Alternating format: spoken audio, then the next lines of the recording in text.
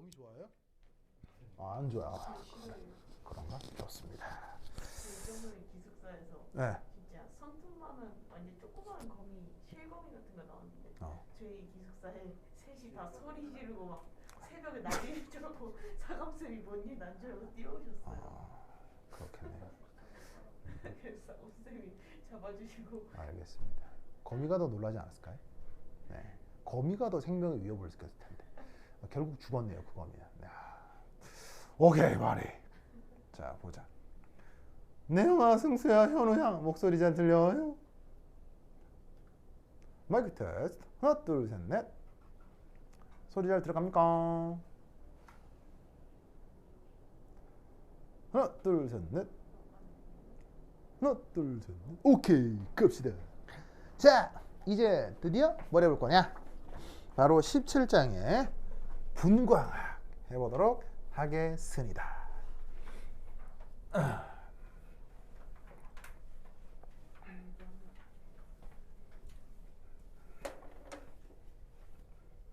첨단기기 수업이면요. 네. 수업 도중에 막 첨단 기자재들 쓰러 막 하는 게 맞거든요, 사실은.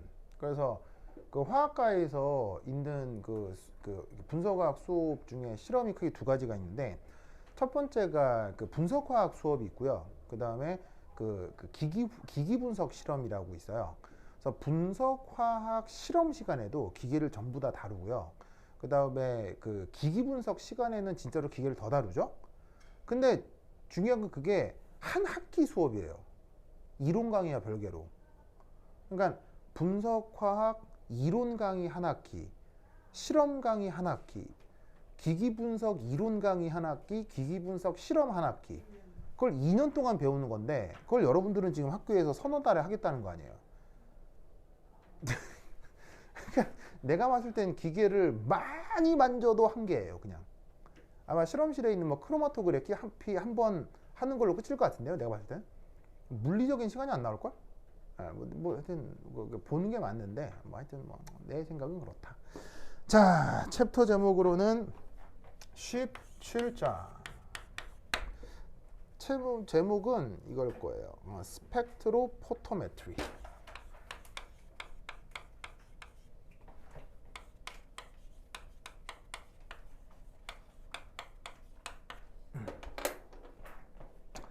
자, 이 스펙트로포토메트리라고 하는 테크닉이 있는데, 여기서 이제 단어 공부를 조금 해보겠습니다. 포토라고 하는 건 항상 이걸 뜻해요. 영어 단어에서 포토는 항상 저거예요. 그래서 왜 사진을 원래 단어로 뭐라고 해요? 사진을 그건 그림이고, 픽처는 진짜 수준 떨어져 진짜. 자, 사진은 영어로 포토그래피. 아시겠죠? 포토그래피. 아시겠죠? 지금 이제 태경이도 지금 손절하고 있잖아요. 지금 태경이도 지금.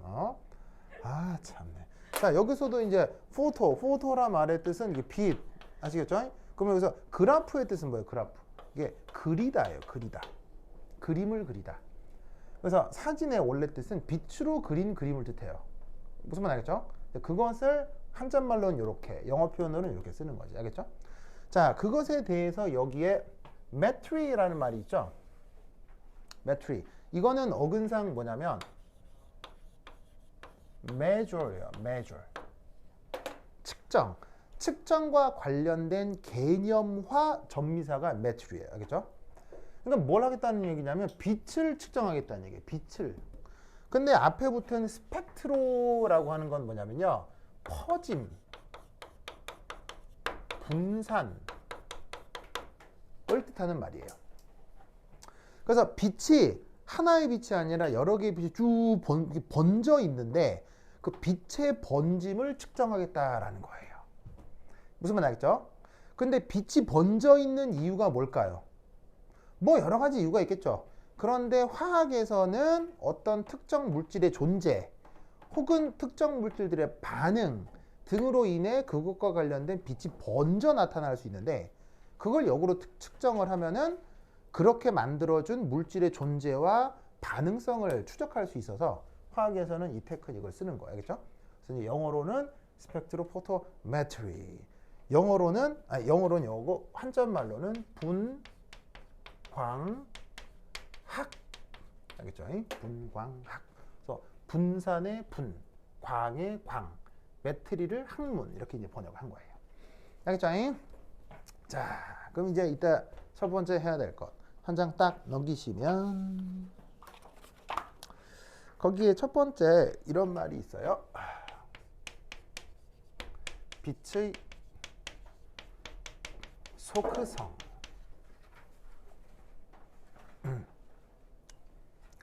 거기에 그림 1 보이시죠? 이런 타입의 그림은 옥스토비 책에도 준달 책에도 나와 있는데 이 그림 1은 해리스 책에 있는 바로 그 놈입니다. 알겠죠? 해리스 책에 보면 이게 나와요. 그렇죠? 그럼 이 그림이 처음 분석할 때 딱 나오거든요. 그럼 이 그림에 대한 아이디어가 우선 있어야 돼요. 자, 그럼 이 그림의 의미가 뭐냐?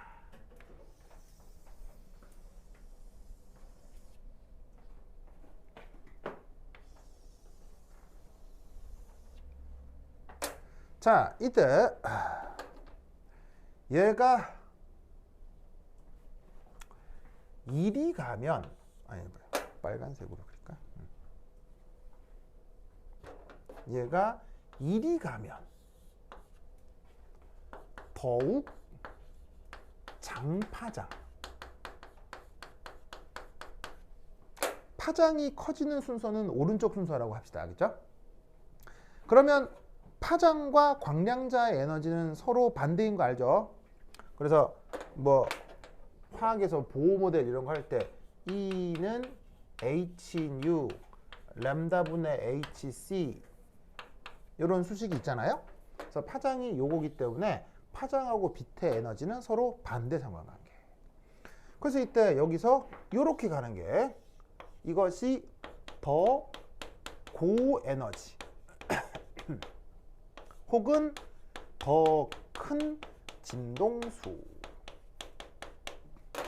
알겠죠? 요거를 나타낸다고 합시다. 자, 이때 전 우주에 존재하는 빛 중에 가장 강력한 에너지 아시겠죠? 그게 뭐냐? 바로 뭐죠? 감마레이. 그러면 이 감마레이와 관련된 물질적 현상은 어떤 현상들이 나타날까요? 감마레이와 관련된 물질적 현상. 바로 핵반응이요. 핵반응을 할 때 바로 갬마레이가 출입하는 거죠. 무슨 말인지 알겠죠? 그래서 왜 핵융합도 있고 핵분열도 있고 막 그렇잖아요. 그때 나오는 빛에너지를 감마레이라고 하는데 바로 뭐 핵발전소나 핵폭탄이 터질 때 이 출입하는 빛에너지가 바로 감마레이입니다. 그래서 이 감마레이는 어디서 많이 볼 수 있냐면요. 혹시 여러분 이런 거? 초신성 폭발? 뭐 이런 거 들어본 적 있어요? 그래서 왜 뭐 빛이 일생을 다하고 나면 뭐 뻥 터질 수도 있다 뭐 하는데 그때 빛이 터질 때 무지막지한 핵반응이 벌어지기 때문에 엄청나게 많은 감마레이가 출입을 하거든요. 그래서 뭐 한 번씩 뭐 수만 년 전 초신성 폭발인데 드디어 지구에 빛이 도달했어요. 뭐 그런 거 있잖아요. 그래서 뭐 한번 하늘을 올려다 보세요. 뭐 그런 거 할 때 그거 알겠죠? 그 다음 또 감마레이 하면 또 뺄 수 없는 게 뭐가 있습니까? 이제야 감마레이 하면 뺄 수 없는 거 바로 헐크가 있죠. 헐크. 브루스 배너 박사 몰라요?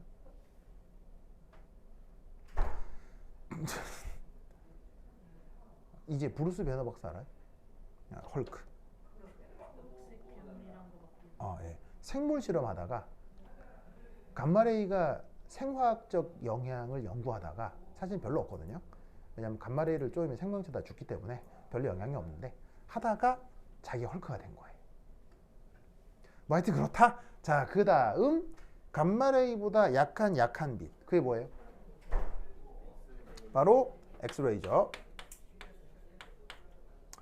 자, 엑스레이는 뭐 우리 실생활에서 그 어떤 것들이 일어날 수 있냐면 뭐 병원 진단용?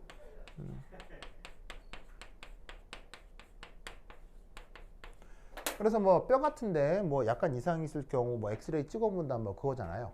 근데 그거는 우리의 실용적 관점이고 물질적 화학적 관점에서 이 엑스레이의 의미는 뭘까요? 물질하고 어떤 상호작용을 할까요?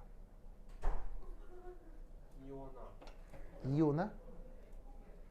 나쁘진 않은데 바로 엑스레이는 원자 내부 전자전이 요거와 관계가 있는 비더너지예요. 자, 원자 내부의 전자는 이렇게 다양한 전자 껍질로 구성된다고 하죠. 그러면 그때 우리가 많이 쓰는 말 중에 최외각 전자라는 게 있고 내부 전자라고 하는 게 있는데 내부 전자는 핵 가까이 붙어 있는 거예요, 핵 멀리 있는 거예요. 핵 가까이 있는 걔를 얘기하는 거예요. 전자전이의 뜻은 뭐예요? 전자전이. 네. 전자전은 영어로? 전자전 영어로. 책이 영어로 나오니까 영어로 나오는 걸 알아야지. 바로 일렉트론 트랜지션이라고 해요. 알겠죠? 그럼 일렉트론 트랜지션이라고 하는 걸 전자전이로 번역을 하는데 의미는 뭐냐면 전자의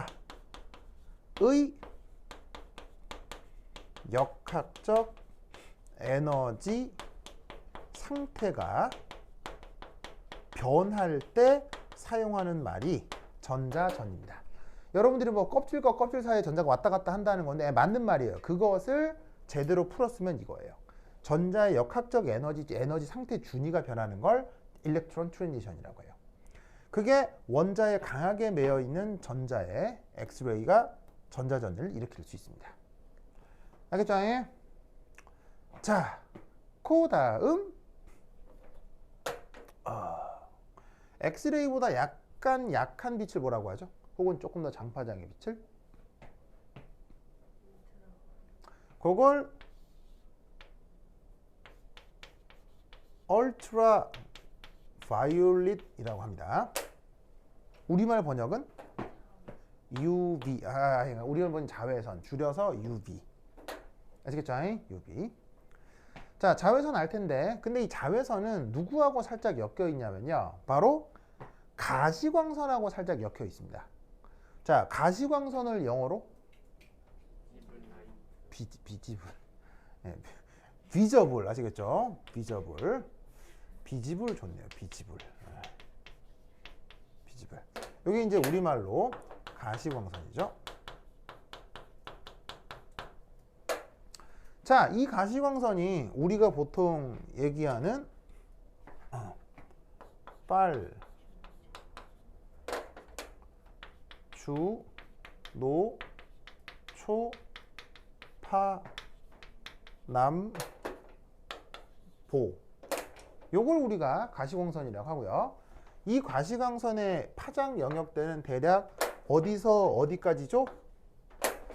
빨강이라고 하면 대략 파장이 얼마? 400. 그 다음에 보라색은 700.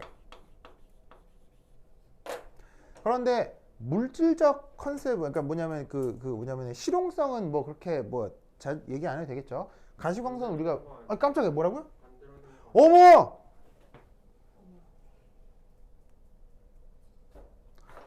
이제 굉장히 날카로운데요. 이제 눈물을 자 보자. 700 나노미터에 400 나노미터. 네? 옛날에 나왔던 노래입니다. 김정민이라는 가수의 노래입니다. 네. 이제 이 노래 알아요? 이제 눈물을 거둬. 이 노래 몰라요? 아, 그래? 하여튼 그렇다. 자, 어쨌건 김정민이라는 가수의 슬픈 언약식이라는 노래. 거기 이재가 나와서. 자 어쨌건. 네. 자, 뭐 가시광선의 실용적 역할, UV의 실용적 역할은 딱히 얘기 안 해도 되겠죠. 뭐 바닷가에 닿더니 피부가 홀랑 탔어요. 그 UV 이거고요. 그 다음에 내가 눈으로 뭘 봐요 할 때 그 빛이 이거니까 뭐 이건 뭐 실용적인 의미는 크게 필요 없을 것 같고요. 이때 요 둘은 엮여 있습니다. 그래서 줄였을 때도 UV 비저블이라고 한꺼번에 써요. 아시겠죠? 물질적 측면에서 얘는 누구와 관련이 있을까요? 이 UV 비저블 영역대의 빛은 물질적 측면에서 누구와 관계가 있을까요? 바로 최외곽 전자전이와 관계가 있습니다. 노란색으로 쓸까?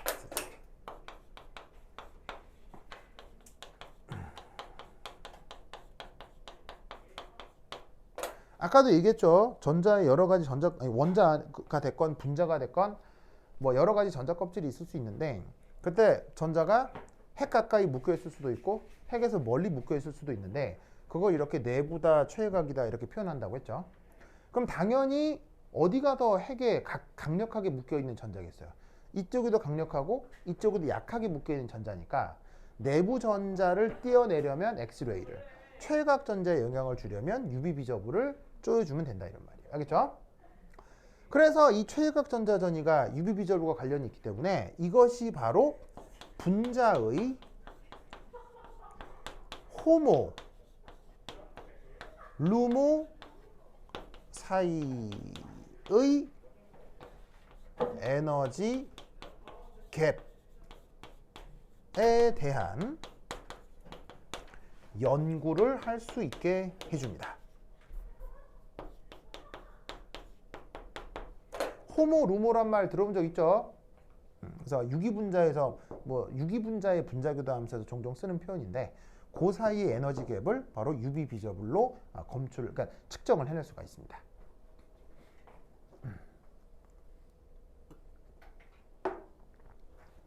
자, 그 다음 얼트라 바이올릿 비저블보다 조금 더 약한 빛을 뭐라고 해요?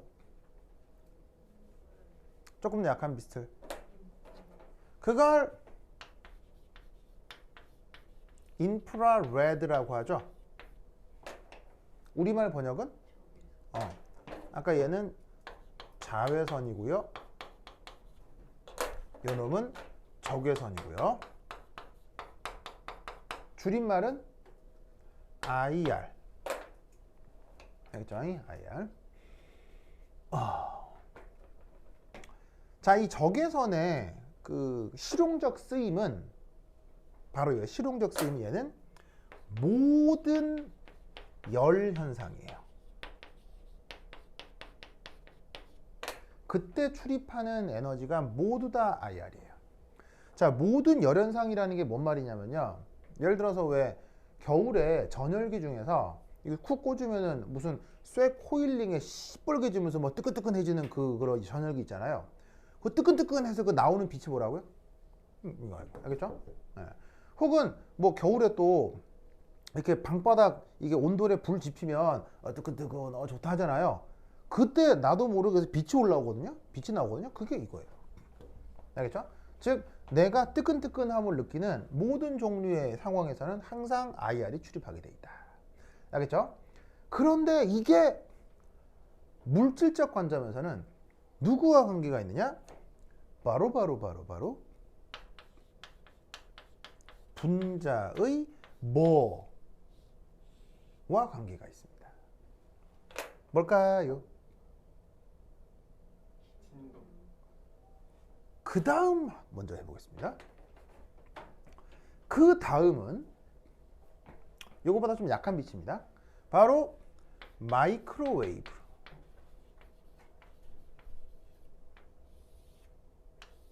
자, 마이크로웨이브는 딱히 번역이 없습니다. 그럼 그냥 얘는 마이크로파 뭐 이렇게 번역합니다. 그렇죠? 전혀 번역이 안 되어 있다는 얘기죠. 자, 이 마이크로웨이브의 실용적 쓰임은 뭘까요? 오, 좋습니다. 예, 전자레인지도 좋고요.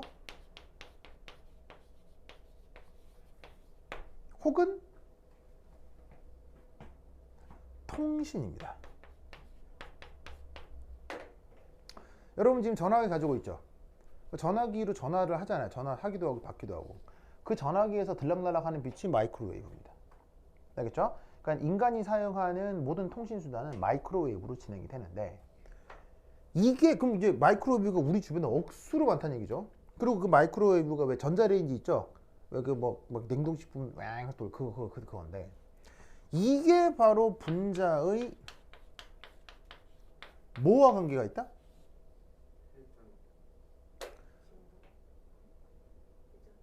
자, 회전 진동 중에 하나입니다. 아, 진동 회전이? 진동 회전이? 바로 진동 회전입니다. 진동 회전입니다. 알겠죠? 자, 여기서 알 수 있는 사실은 뭐냐면 잘 봐요. 잘 봐. 진동시키는 것과 회전시키는 것 중 누가 더 고에너지다? 이게 더 고에너지라는 걸 알아야 돼요. 무슨 말 알겠죠? 이걸 알아야 돼. 이거를 어떻게 생각하면 되냐면요. 만약에 여러분들이 어딘가 끌려가서 그럼 이제 잘 봐. 진동이라고 하는 건 이렇게 되는 거고요. 회전이라고 하는 건 이렇게 되는 거 아니에요. 다시 이렇게 예를 들어서 이런 어떤 물체가 있을 때 얘를 가지고 진동시키겠다. 이거고요. 회전시키겠다. 이거잖아요. 근데 이제 여러분들이 어딘가에 끌려갔어. 그래갖고 이제 여러분들이 곧 고문을 당해야 돼. 생각만 해도 끔찍하죠. 근데 이제 고문을 하러 온 고문 기술자가 각오는 됐겠지 하면서 자, 어떤 걸로 맛보고 싶어? 하면서 하는 말이 바로 네 팔을 몸에서 뺐다 넣었다 해줄게 라는 고문과 너를 뱅글뱅글 돌려줄게. 자, 어떤 거 선택할래? 이제 어떤 거 선택할래? 팔 뺐다 넣었다 하는 거예요? 막 중력 가속도 막 20G로 계속 하면은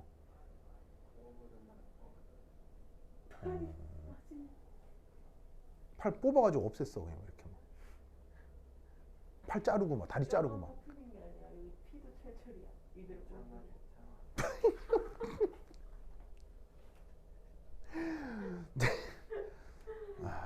알겠습니다. 네, 태경아, 엄마가 아세요?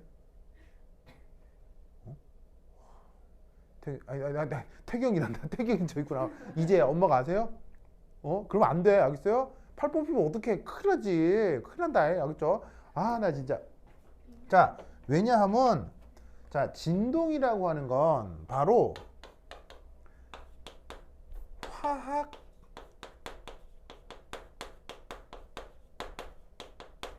결합력의 변화를 유발할 수도 있는 거예요. 왜냐하면 진동을 통해서 원자하고 원자 사이 거리가 어떻게 되겠어요? 원자와 원자 사이 거리가 멀어질 수도 있고 가까워질 수도 있잖아요. 그게 바로 화학 결합력에 직접적 영향을 줄 수 있는 거예요. 그런데 회전은 단순히 돌리는 건 화학 결합 자체에 큰 영향이 있긴 좀 어렵죠. 물론 아까 이제가 얘기했던 것처럼 무지막지한 중력과 속도가 느껴질 정도로 엄청나게 회전시키게 되면 그때는 화학 결합도 약간 변형이 돼요. 요런 거를 이제 센트리퓨걸 디스토션이라고 하는데 분자를 너무 심하게 회전시킬 경우도 사실은 결합길에 영향이 있을 수는 있어요. 하지만 그런 식의 심한 회전은 잘 나타나는 경우가 아니기 때문에 바로 진동 회전 중에는 진동이 더 고에너지고 회전이 더 저에너지라는 것을 명심하셔야 됩니다. 알겠죠? 그 다음 마이크로웨이브보다 조금 더 약한 에너지. 그게 뭐임? 그게 바로 라디오 웨이브입니다. 아시겠죠? 그러면 이 라디오 웨이브의 실용적 쓰임은 뭡니까? 네, 바로 방송이요. 왜 AM, FM 하는 거 있죠? 그게 바로 이 빛을 활용하는 거예요. 그러니까 이 상황에서 보시면 가장 저에너지이기도 하고, 그러니까 에너지가 그리 크지 않기 때문에 이 우리 주변에 수없이 많은 라디오퍼가 있어도 그걸 우리가 직접 맞아도 뭐 큰 문제는 없다라고 보여지긴 하는 거지 뭐. 알겠죠? 그런데 이게 물질적 상호작용으로는 무엇과 관계가 있을까요? 병진이요? 병진이요? 그렇구나. 그래요. 네. 뭘까요? 이게 물질적 상호작용으론 무엇과 관계가 있을까요? 바로 핵 스핀 전이 요거와 관계가 있습니다.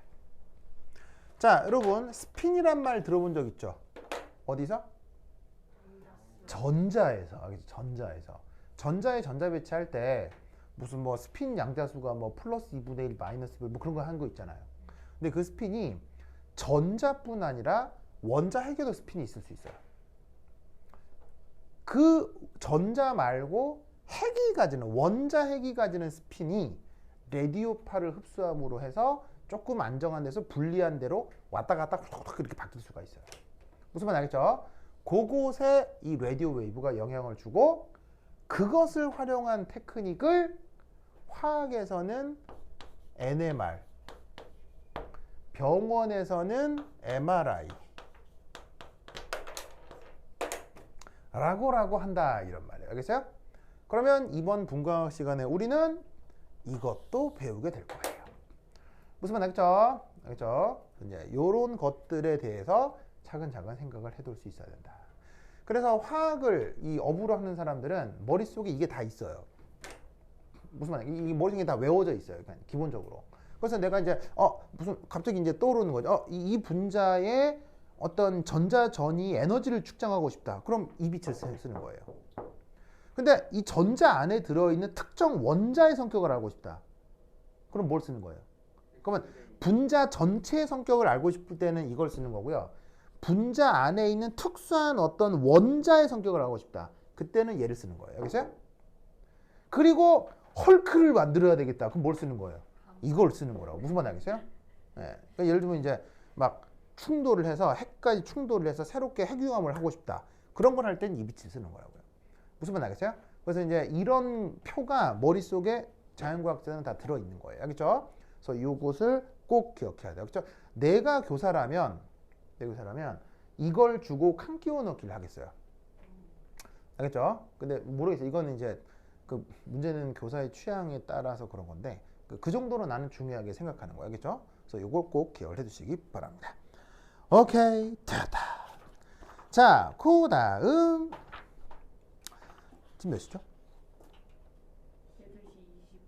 8시 20분이요? 아, 애매하네. 자, 그 다음 요거 한번 살펴보도록 합시다. 그 다음 해볼 거는 자, 여기 줄게요. A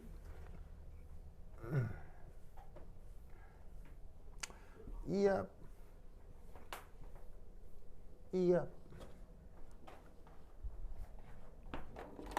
그 다음은 이 챕터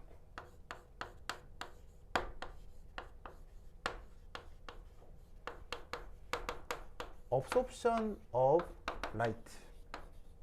이 챕터가 시작이 되는데 여기 어떤 말이 있냐면요. absorption이라는 말이 있거든요. 이걸 우리말로 어떻게 번역한다? 바로 얘는 흡수로 번역을 해요.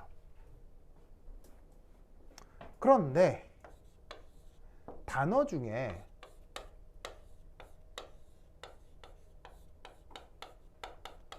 요런 단어가 있어요. adsorption. 얘는 absorption, adsorption. 발음도 비슷하죠? 얘는 어떻게 번역한다? 흑광. 얘는 흡착이라고 번역을 합니다.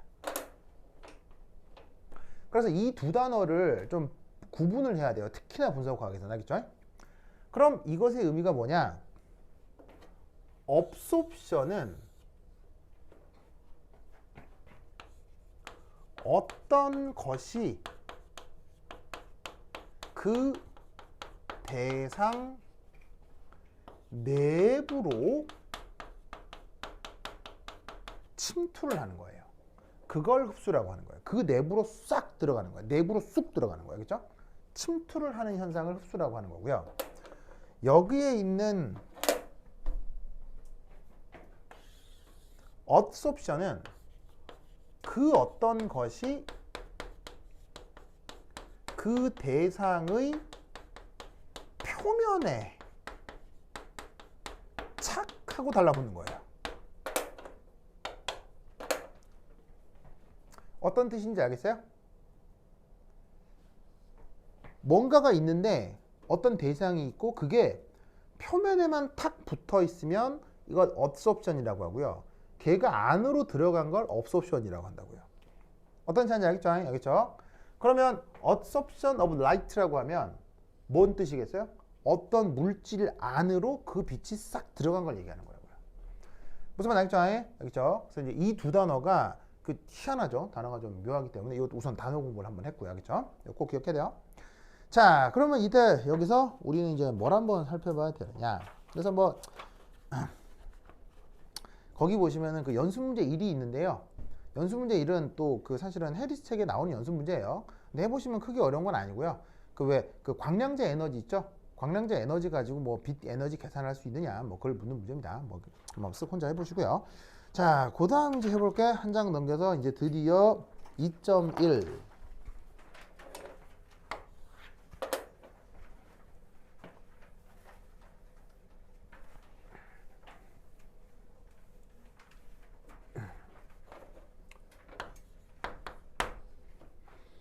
바로 실험계요.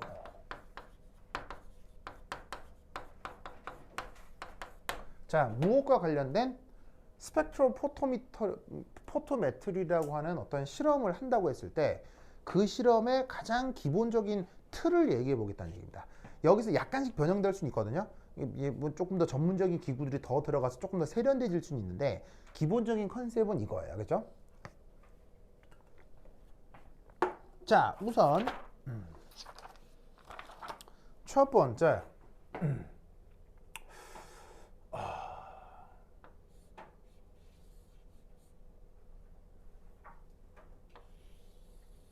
짜잔. 우선 등장하는 게 라이트 소스입니다. 우리말 번역은 광원. 이 광원에 뭘 쓴다는 얘기예요? 아까 내가 쫙 썼던 뭐 감마레이, 엑스레이, UV 비저블, 뭐 IR, 마이크로웨이브, 라디오를 쓸 수 있다고요, 여기서? 그래서 그걸 내는 어떤 빛 에너지를, 빛 광원을 딱 둔 다음에 그럼 여기에서 이제 빛 에너지가 어떻게 되겠어요? 뭐 사방 팔방으로 사방 팔방으로 사방 팔방으로 이렇게 번져 나가겠죠? 이때 여기에 짜자잔 뭐 이런 걸 두는 거예요. 보이시죠?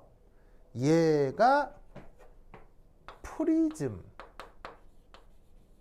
둔 건데 구체적으로는 프리즘인데 개념적으로는 이때 얘를 뭐라고 부르냐면 모노크로메이터를 여기에 둔 거예요. 그러니까 모노크로메이터라고 하는 것 중에 예를 들어 프리즘이 예로 될 수 있다 이런 말이에요. 무슨 말 알겠죠? 그럼 모노크로메이터 얘는 뭐냐면은 우리말 번역으로다가는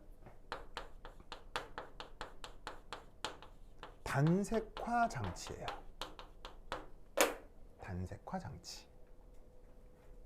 그럼 이제 이게 뭐냐? 광원에서 사방팔방으로 빛이 후루룩 번져 나갈 거 아니에요. 그럼 후루룩 번져 나간다고 했을 때 이때 여기서 빛이 슝, 슝 이런 식의 스펙트럼을 만들어내겠죠? 그럼 여기에서 틱, 틱, 틱, 틱 하면서 빛이 쫙 분산이 되는 거예요. 그래서 프리즘을 통과해서 여기서 어떻게 빛의 분산이 이루어지고 빛의 분산으로부터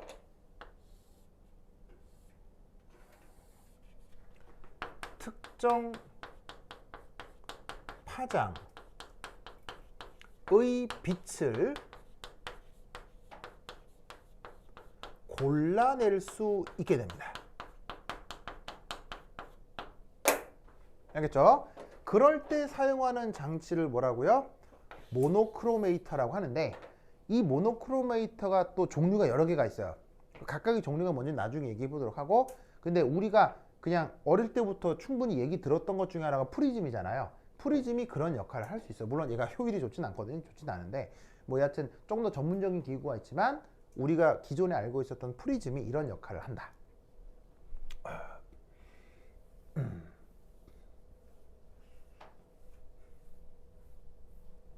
알겠죠? 이때 여기에 짜자자잔 바로 샘플을 준비합니다. 실험을 할 녀석을 준비한다 이런 말이죠. 그러면 이렇게 특정 파장의 빛이 골라졌다고 했죠. 그 빛이 이 안을 요렇게 훑고 지나 나오게 되는 거예요. 알겠죠? 이 훑고 지나 나오는 이 과정에서 바로 처음에 P0 바로 입사광 세기,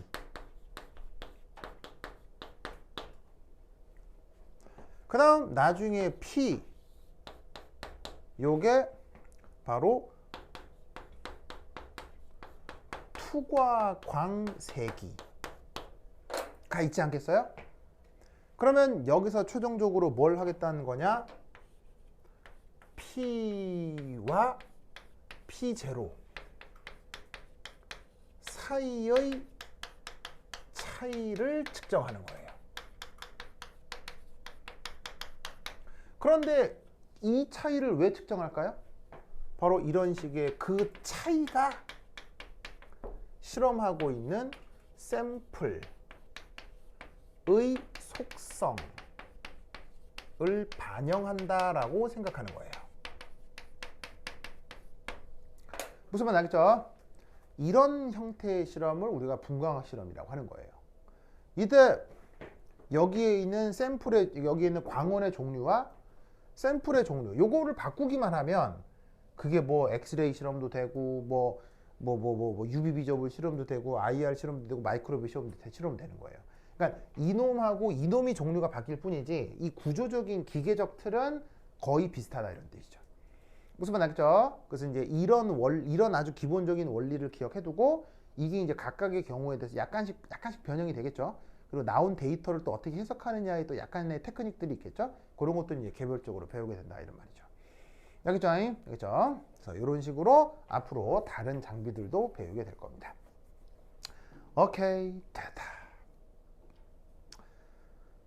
필기 마무리했어요? 오케이, 됐다. 그러면 여기까지. 다음 시간에 만나요. 안녕. 태경 안녕 해야지. 안녕. 혜민 안녕. 이제 안녕. 됐다. 됐어. 뽕.